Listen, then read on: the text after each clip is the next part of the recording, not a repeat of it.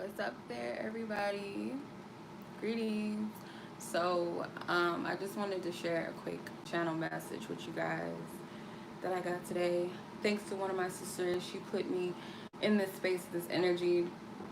She asked me a question about something specifically, and I heard clairaudiently John Mayer's "Say What You Need to Say," and I don't really know the lyrics of the song other than "Say what you need to say" over and over and over again. But I was guided to look up the lyrics of the song, and it makes sense. So basically, because she asked me a question, should she like reach out to somebody? And I was like, I feel like it's a confirmation. I feel like, yeah, do what you need to do or whatever. There you are. um, so yeah, yeah. So that's another confirmation. So yeah, I feel like this is all about the throat chakra. This has something to do with communication, swallowing the pride, swallowing the ego. Um, Let me read the part of the song that stood out to me. Where's it at? Um, okay, so it's verse 2. It says, "Walk like a one-man army, fighting with the shadows in your head, living out the same old moment, knowing you'd better be off instead if you only could say what you need to say." And then, um, where is it at? Where's that part at? He said, "Have no fear for giving in, have no fear for giving over. You better know that in the end, it's better to say too much than never say what you need to say again. Even if your hands are shaking and your faith is broken, even as the eyes are closing, do it with a heart wide open." Heart chakra energy, too. So, in spite of, so some of you guys, you could be guided to reach out to people. Not saying what you. You may be guided to reach out to people. For others of you, this is a heads up that people are guided to reach out to you, and this could be platonic. This could be any situation. It's not just specific to one type of energy.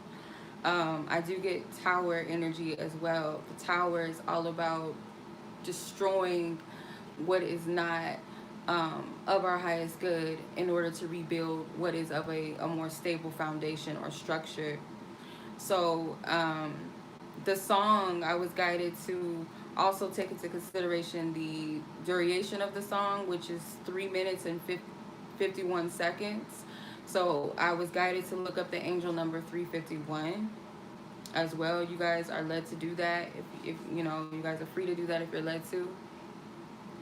So when I Google it, two definitions or two interpretations of 351 came up.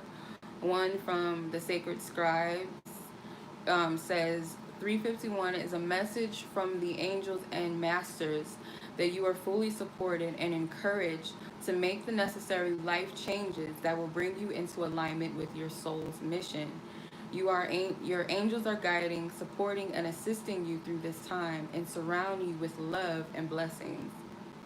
And then you have angelnumber.org. It says 351 means that the choices you're about to make are the right ones, whether it is in the area of love, personal, or professional. Change represents a new step towards the abundance and the realization of your life plans. Trust your instincts to lead you on the path that is yours. So you have support. Um, I went into a space, and I believe I was with my divine counterpart, divine masculine, whatever. And in the vision, we were in a hotel room or something. I don't know. I don't know what hotels mean. I'm gonna have to look it up. Um, um, and I was like, let's look into the word. I don't know. Let's look into the Bible. I don't know. It was weird. I don't remember everything, but I do remember like we sat down and I was like, you just randomly just pick a verse, like just open the Bible and whatever part is on, that's what we're gonna read. Originally, I heard Corinthians, I heard Corinthians, it was like 35, 55 or something like that. It was like 3 and 5. But I couldn't find 35. It's something. It was off. It was like I couldn't find 55 or I couldn't find 35. It was one of those. So I just trusted my intuition. I was like, okay, it must be Corinthians 3 and 5. So 2 Corinthians 3 and 5 came up. And I'm going to read it and I'm going to break it down how I picked it up. So it says, not that we are sufficient of ourselves to think anything as of ourselves, but our sufficiency is of God. So meaning our sufficiency, which represents being enough, which represents being adequate, is not based off of ourselves. It's not based off of the flesh. It's not based off of our ego. It's based off of our divinity. Being enough. We're already enough. We're already adequate as we are in ourselves. It's also an energy of humbleness too. So, like I said, this is like swallowing the ego and swallowing the pride and knowing that if you're led to do something, you got to take yourself out of the way and walk in that divinity. If it's the opposite side, same thing. In order to receive this on the receiving end, you got to also be in that space as well. It's like some people don't feel like they're enough to receive things. It's like, oh, well, that will never happen because, and it's kind of like you're telling yourself you're not worthy, and it's because you're looking at things from a perspective of your flesh, your ego, what you went through, your shadows, your so-called flaws, your so-called mistakes. And, that's a human thing. We do that. Back to the John Mayer song. So the number 351, which was the time of the song, 3 minutes 51 seconds. I was guided to look up a Bible scripture. Couldn't really find anything that stood out, resonated as far as the scripture goes. Maybe for some of you guys you can, because numbers came up, and then Lamentations 3 and 5 came up. So I was guided to look up the word Lamentations because the Bible scripture itself didn't really resonate with me personally, what I felt guided to channel and what Spirit was showing me. Basically, the word Lamentations is like suffering. So the whole book of, I hope I'm pronouncing it right, Lamentations, the whole chapter of that is basically the story of Jerusalem, the fall of Jerusalem. Jerusalem represents the Holy Land or the land of the Jews. So if we look at the Holy Land in a physical, biblical, like we look at it in that sense, okay, that makes sense. On a metaphysical level, or if you're looking at it from a symbolic perspective, holy represents being whole within yourself. My sister made a point.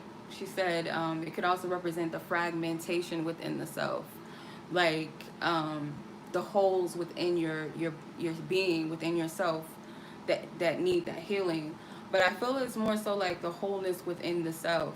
So the destruction, anything that is out of alignment with that wholeness of self is being destroyed. So I was also guided to look at the author of Lamentations, which is Jeremiah.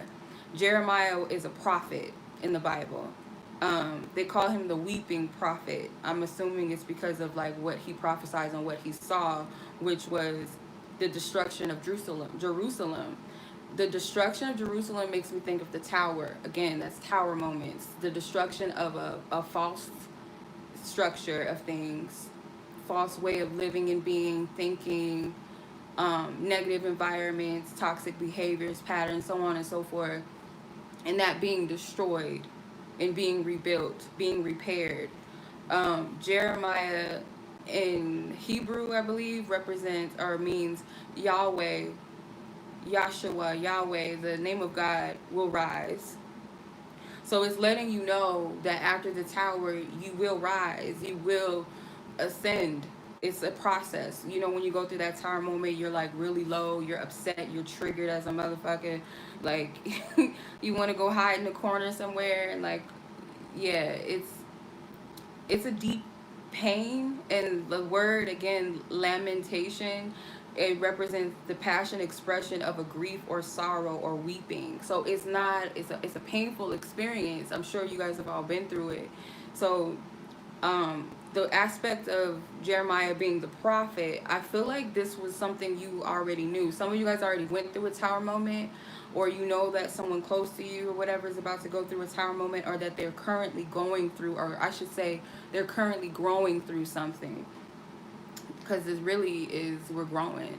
So a person, you could get an insight, some type of prophecy, some type of vision.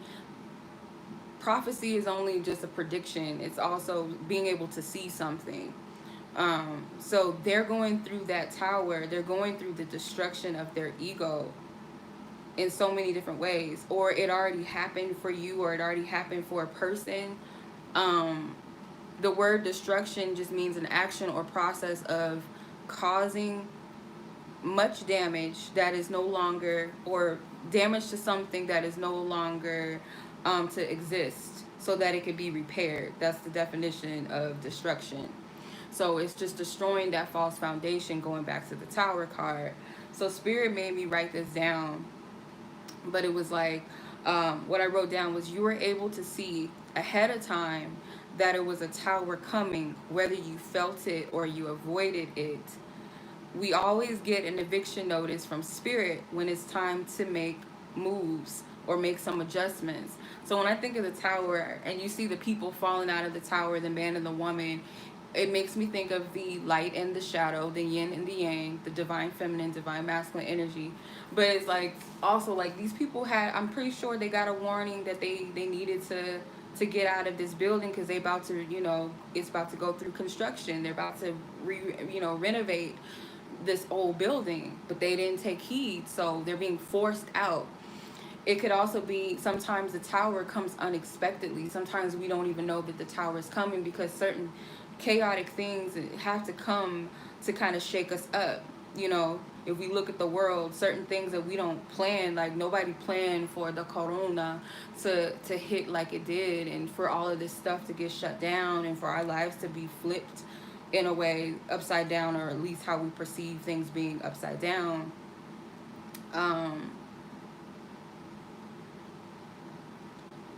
It causes a shift and a change. So sometimes it does take things like that to shake us up into radical change and a shift that needs to happen for the better.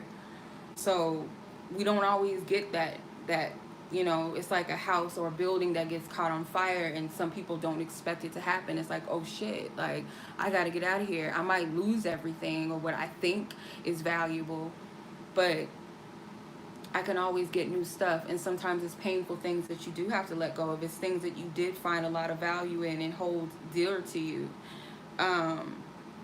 So yeah, that's basically what Spirit wanted me to share with y'all. I have so many more channel messages that I have not shared yet, but I will possibly Monday share you what I got, because it's a little longer than what I expect to share, but it's coming. Yeah, I'm grateful. I really am. I love doing this. This is dope for me. Yeah, I love it. How Spirit works, and connecting with God in this way, it's connecting with universe this way, going in, sharing these messages, however you take it. If it resonates with you, cool. If it doesn't, I more so would hope that these are confirmations. Don't just take anything I'm saying and just roll with it and be like, oh, okay. Like, always use your discernment, and always test the energy. Always ask Spirit to clarify for you, like to give you that clarity to know if this is something for you, or how does this apply to my life, or how, and this is timeless. Like, you can hear this message 2 months from now, a year from now, don't matter. However Spirit speaks to you. You know what I mean? So, yeah. Much love as always. I appreciate you guys. And I'll catch you guys in the next video, whatever that will be. Until next time. Peace.